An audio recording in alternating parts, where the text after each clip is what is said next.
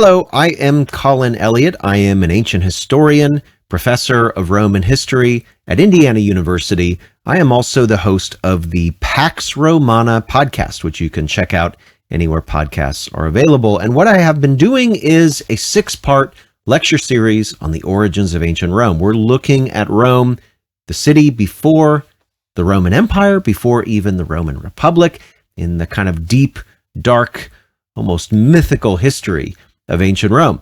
So there have been 6 parts. Like I said, part 1 has already been done. That's Italy, the mother of all lands. We looked at the Italian peninsula from about 4000 BC to 1000 BC, talking about technology and geography and climate, just kind of the stage setting for the cities that would then emerge in Italy. At this point, video number 2 looked at Italy's first cities, the rise of city-states. I defined what those are, and we talked about their unique development there in Italy. After this, we looked at the founding of ancient Rome itself, the kind of preeminent city in Italy, and especially the legendary beginnings of Rome with the story of Romulus and Remus, the 2 brothers that fought over the site of Rome. As you can guess from the name of Rome, it was Romulus who ended up winning that battle. After that, we got to Rome's first kings. That was part number 4 and the video that we just finished making. We looked at these mythical stories of Rome's ancient kings, and I mentioned in the last video that eventually Rome was ruled by the Etruscans, this mysterious culture, and that is who we are going to talk about today in part 5. This very influential, very powerful culture just to the north of the city of Rome. After that, in the last video of the series, we will look at the dramatic fall of Rome's final king. He was an Etruscan king, and the events that birthed the Roman Republic. Now, if you end up enjoying either this video or maybe you've caught the whole series and you like them, please let me know. Send me a comment, like post a comment on the video. You can subscribe to the channel, or you can just like the video. Any of those very simple, small actions, let me know that you would like me to go ahead and make more videos, and I will. And they also, of course, signal to YouTube that what I'm doing is of interest to viewers, and I sincerely hope that it is. All right, let's go ahead and get to part number 5, the Etruscans.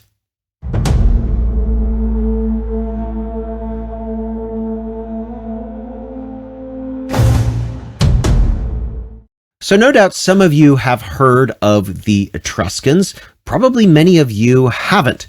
The Etruscans are kind of a mystery. It was unknown for a long time where they even came from, for example. Were they a group of settlers or colonists that came from the Eastern Mediterranean? Or are they native-born Italians that were just part of, they were just one of many groups there in Italy around, say, 800 BC onward? Well, the reason why historians had speculated for so long is because there are samples of the Etruscan written language, and it is really nothing like anything else that we see on Italy. They use Greek letters, Greek-like letters in their alphabet, but the actual structure of the language itself is not Indo-European. Indo-European languages are part of a family of languages that all seem similar enough to have come from a common origin or just a few common origins. And yet the Etruscan language does not have the markers of an Indo-European language. And in fact, it is still to this day undeciphered. So there has been some speculation that the Etruscans came from beyond Italy, maybe from the steppe, maybe from the Eastern Mediterranean, maybe from the Middle East, or maybe even further afield. However, some genetic studies have been done in recent decades which looked at several dozen remains from Etruscan tombs. And what those studies have shown is that reasonably conclusively, it looks like the Etruscans do originate in Italy. So how they picked up this language, who really knows? Maybe they had trade links or some kind of cultural exchange of some kind with some of these other cultures that did not use Indo-European languages. I'll actually come back to that in just a little bit. The Etruscans are not a sort of solid empire of that's kind of dominating the northern Italian peninsula. In fact, let me just show you here. Here is the northern Italian peninsula right here on your right. And the Etruscans tend to be in this part right here, Etruria. So this is the area just to the north of Rome. Here's the Tiber River right here, and Rome is right here. So it makes sense that eventually, and this is probably in the 7th century BC or maybe the 6th century BC, so maybe around the 500s, BC, the Etruscans actually take over the city of Rome and install their own kings. Now, again, that takeover is not part of an imperial project. Etruscan cities are independent. They are city-states, but they do share Etruscan culture and Etruscan language. They probably had alliances.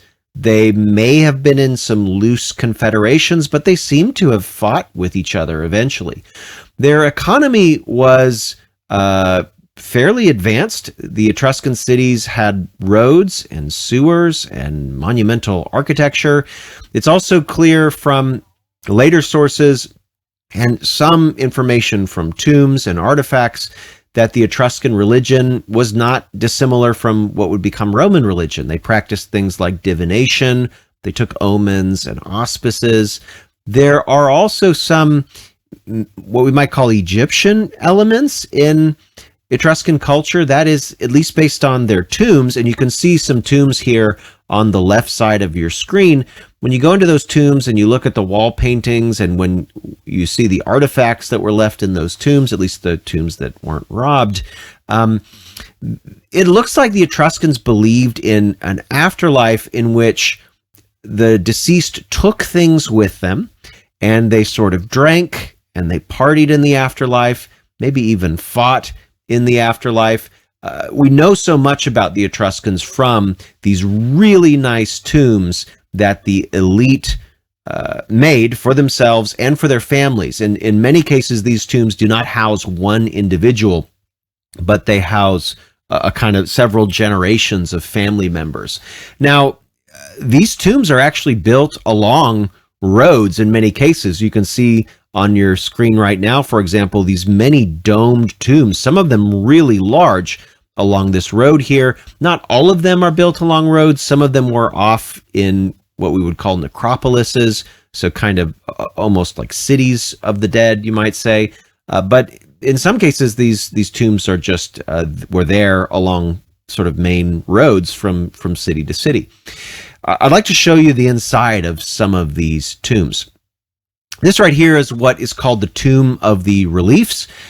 It dates to about the 6th century BC, so right around the time that the Etruscans are at their height. What sort of things do we find in these tombs, and what might they signify? Well, I mean, we see things like gold, silver, jewelry, pottery, items of status and wealth, right? We can see tools over here on this column over here. We've got what appears to be a chariot over here, or perhaps a plow.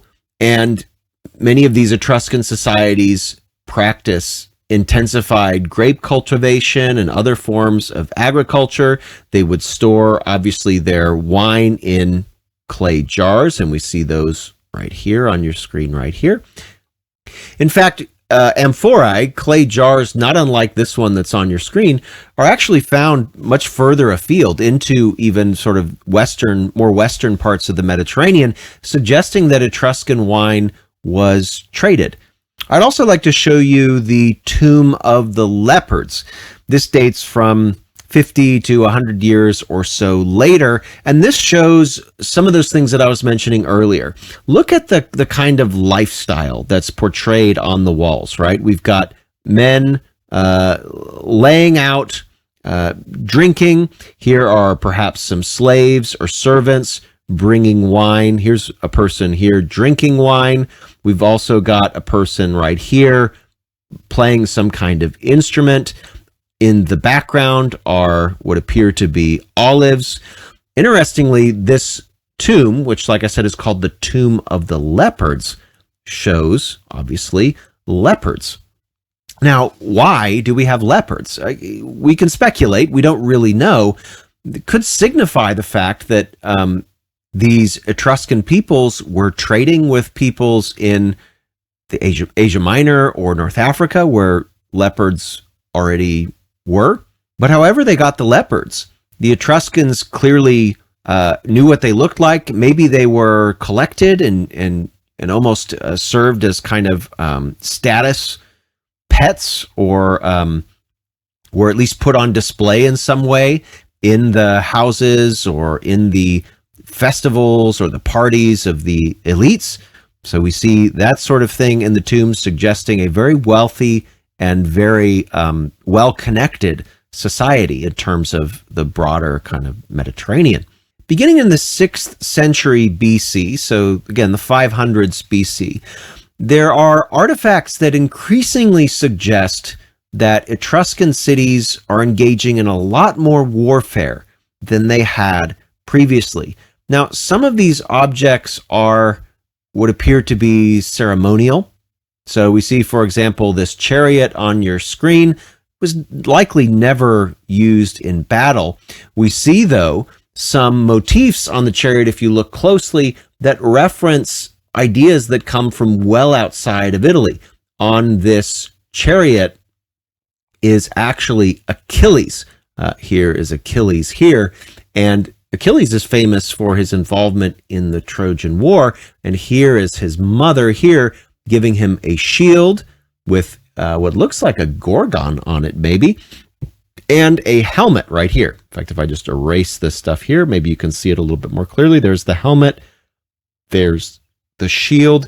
This is obviously a Greek story, and yet it has made its way into Etruria, into Italy, and onto this chariot, which was probably owned by a very wealthy person. And again, likely not used in battle. It may have been used in processions or parades, but again, how rich do you have to have a chariot basically just for that purpose? We suspect that the Etruscans fought in hoplite phalanxes, and we see here a bronze statue of an Etruscan warrior dating from the late 500s BC. There would have been a spear in his hand right here, but the spear is gone. But we see a very typical, almost Greek-like hoplite in this statue. So, and many viewers probably know this, but the hoplite formation is a tight formation in which the shield in the left hand actually covers the body of the warrior next to you, and then you've got a long spear in your other hand, and these sort of tight, dense formations basically just kind of walk into each other, and that's kind of the whole style of battle. Basically, sort of fighting with spears at length and just kind of mushing these formations into each other. This was a Greek style of warfare that evidently the Etruscans used. In Etruscan cities from this period, we see the rise of walls of stone, suggesting raids, thefts, looting, organized battles, pitched battles in formation and with tactics, and that's what the hoplites really suggest to us. The bronze that had been used to make tools is now increasingly being used to make weapons. Now, the question is this: how would the regularity of war affect Etruscan and other central Italian settlements? Well, elites, of course, would have had access to better weapons and better armor. And so better weapons and better armor, even maybe ceremonial war instruments like this chariot, would have been used not just for purposes of battle, but as signs of status. So we have, like you see here, ceremonial weapons and armor. Serving in the military would be a kind of privilege in many ways, right? Where those who have the ability to fight are going to do so. Maybe they get more of a say in the political decisions of the city, or the kind of social and cultural status building in the city, in the hierarchy there. Spoils undoubtedly went disproportionately to those who served and those who led armies in these Etruscan societies. We likely would have seen the proliferation of slaves in Etruscan city-states as the result of war. War captives tend to be enslaved. And gradually, the power to wage war may have become more important than economic power. So we're seeing a society built on agriculture, yes, but where the farmers and the agricultural elites are gradually giving way to the military elites. That is the broad story that seems to be suggested by the artifacts, by some of the stories that we have, and by what we see in the tombs. And it is during this warlike phase that Rome is probably captured and then ruled directly by an Etruscan king. All right, I want to say a little bit more about the writing system, because this is something that students in my classes are often interested in, and I'm sure that people watching this video are probably curious about this mysterious language. We happen to have these tablets. So these are called the Pyrgi tablets. They date from the late 6th century BC, so the late 500s BC. And if you're even at all familiar with Greek, you can see kind of the Greek-like script on these tablets. But this is an Etruscan language. However, it's not quite the Rosetta Stone, but it's something a little bit closer to that, because also on the tablets is the same inscription in Phoenician. These tablets were found off the Tyrrhenian coast in Latium, which that's the region just to the south of Etruria, and the Etruscan language is on the left and the right of the tablets, and then in the middle tablet is this Phoenician script. So this allows some translation of the Etruscan language. It was very, very useful. Now, the Etruscan language is written in the same way that early Italian is written. It goes sort of left to right like this. It goes like this, right? Not left to right, left to right, left to right, left to right. It goes left and then right and then left and then right. It goes back and forth, back and forth. Now, here's where the idea comes that maybe the Etruscans had come from somewhere else, because one of the very few places where we see this language, which remember, these tablets are found off the coast of Italy, is over here, all the way over in a place called Lemnos. And you can see on your map here on the right side of the screen, this is where the island of Lemnos is. And as it turns out, there is a stone inscription called the stele, which has really, really similar language to the samples of Etruscan that survive from Italy. So Greek letters, very similar kind of language, and also there is this move from right to left in the inscription. So a lot of similarity between the Etruscan language and this language that we see on the island of Lemnos. It has led to a question. Are these similarities because the Etruscans came from this area, or did the Etruscans maybe set up a colony over here, or does this just represent some kind of trade? We don't really know. It's a total mystery. Either way, I hope that you can see that the Etruscans were a wealthy culture with a fascinating set of artifacts that still survive to this day, and I've only showed you just a few just for purposes of time, but it is this culture that, like I said, dominates the northern part of Italy in Etruria. They take over Rome, and so the story of the Roman kings that I mentioned in part 5 gets interrupted when the Etruscans take over. And what I will do in the next video is talk about those Etruscan kings, because they lead us into the final topic of these videos, and that is the end of the Roman monarchy and the rise of the Roman Republic. Hope you enjoyed the video. We'll see you next time. Thanks so much for checking out this video. I very much hope that you enjoyed it. And if you did, please like the video or leave a comment or even better, subscribe to the channel. All of these things boost the channel tremendously in the YouTube algorithm.